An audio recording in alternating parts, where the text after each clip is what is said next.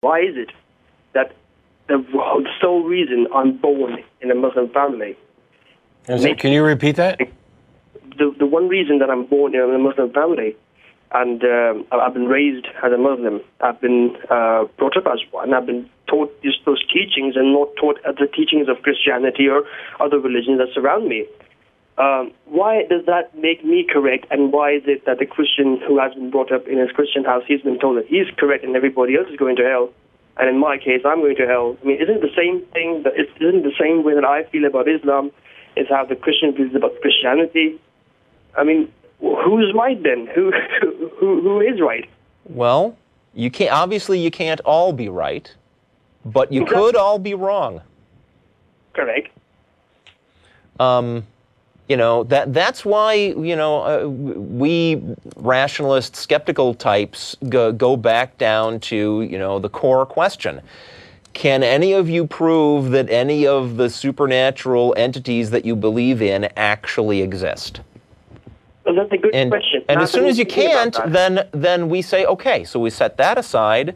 Those people, that group can't prove that their God exists. This other group can't prove their God exists, and we're atheists because we haven't found the group that can prove that its God exists yet. That's correct. I mean, I've been thinking about that question, like, is there anything that is going to put up my faith and say this is correct because, I've got the evidence or anything for that matter that points remotely to the idea that I'm correct. And I was looking for that. And I went through all the people who've been healed, or so they say, and I just saw that these things were common between Muslims, Christians, Hindus, and everybody else. Yeah. There's nothing special in any particular religion. Now, the funny part, though, is that if I choose to leave Islam, if I choose to be an apostate, I face death threats. Yeah. We wouldn't call that funny. I'm glad that you're able to call that funny, a funny thing. No, I mean, the thing is that why do they have to take matters into their own hands? Why can't God himself be good enough to deal with me? I mean, why do they have to... Their God is so weak and feeble that he has to send them out to kill you. Exactly. I mean, what the hell do I do then? I mean, I have to also say that, this may sound really stupid, but I have been, ever since a child, I was told about hell and heaven.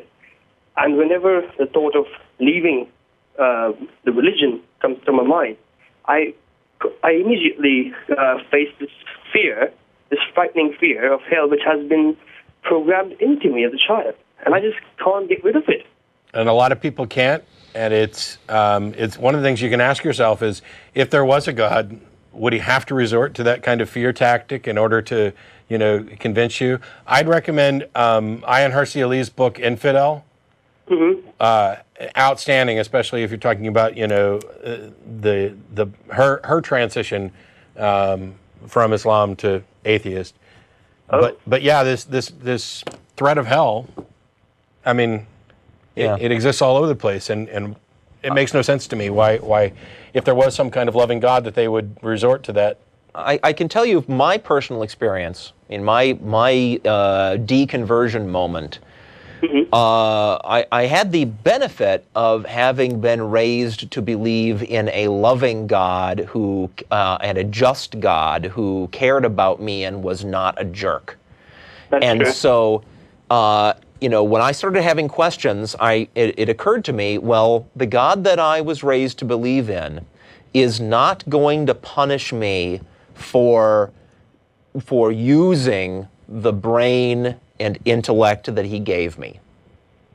And that thought allowed me to put all the fear of hell and punishments and all that aside and just look at the facts rationally. And any God who would punish somebody? Any God who would punish me, that's right, as Matt said. Any God that would punish me for that, that's a whole other question. That's a God I'd have to be on the other side of.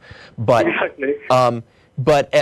within 5 minutes, after having freed myself of those fears, I realized I'm an atheist. I can't believe this stuff anymore. And today you sit there and you have absolutely no fear. No. Anything whatsoever supernatural. No. I still have fear of the followers, but not of any supernatural things now. That is quite impressive, really. Yeah, and people will talk about the praying, etc. And there were people who were praying for God to, take me out. And if I thought for a second that their God could give me so much as a hangnail, I might be a little worried, but I don't. I'm no more afraid of the God of Christianity or the God of Islam than as I am of, the boogeyman or anything else.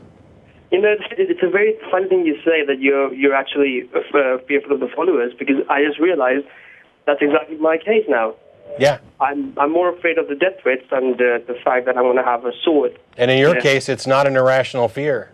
I mean, there's a reason why Ayaan Hirsi Ali runs around with bodyguards all over the place and has to cancel some speaking events, because she gets death threats and they're real. Now, whether or not your family or would actually follow through on it, I don't know, because I don't know your family.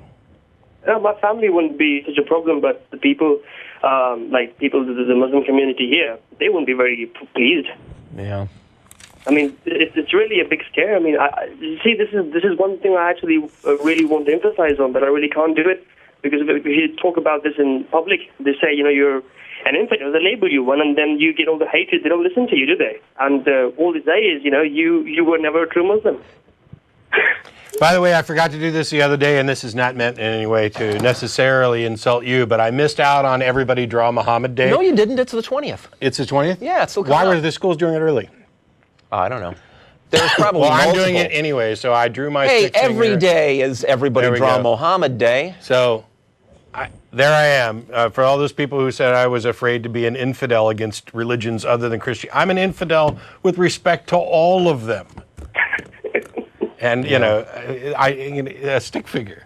And there were people who were upset about it and they run around changing it. As somebody who plays tabletop fantasy role-playing games, I'm not only going to draw Muhammad, I'm going to write up his stats.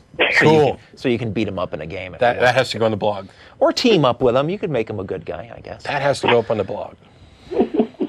Anyway, Bill, thanks a lot for calling. I appreciate it. Thanks a lot, man. Nice talking to you. Cheers.